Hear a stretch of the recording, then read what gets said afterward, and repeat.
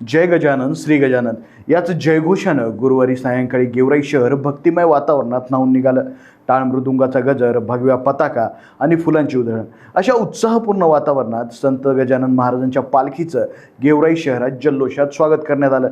आषाढी एकादशी निमित्त पंढरीच्या विठुरायाचं दर्शन घेऊन शेगावकडे परतीच्या प्रवासाला निघालेली ही पालखी गेवराईत दाखल होताच भाविकांनी ठिकठिकाणी रांगोळ्या काढून फुलांची उधळण करत आणि फटाक्यांची आतिषबाजी करत श्रींचं स्वागत केलं। जय गजानन श्री गजाननच्या जयघोषानं संपूर्ण शहर दुमदुमून निघालं।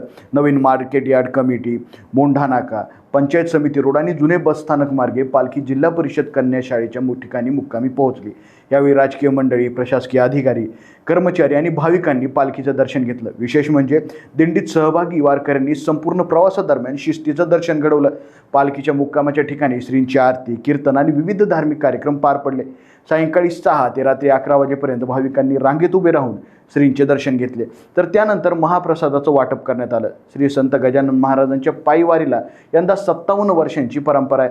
शेगावहून पंढरपूरपर्यंत म्हणजे सुमारे 750 किलोमीटरपर्यंतचा पायी प्रवास पूर्ण करून परतीच्या वाटेवर असलेल्या या पालखीचं गेवराईकरांनी मोठ्या श्रद्धेनं स्वागत केलं।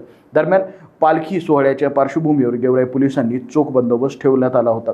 रात्री गेवराईत मुक्काम केल्यानंतर शुक्रवारी सकाळी पालखी शहागड मार्गे शेगावच्या दिशेने पुढील प्रवासासाठी रवाना झाली आहे। अधिक माहितीसाठी आमच्या चॅनलला सबस्क्राईब करायला विसरू नका। धन्यवाद।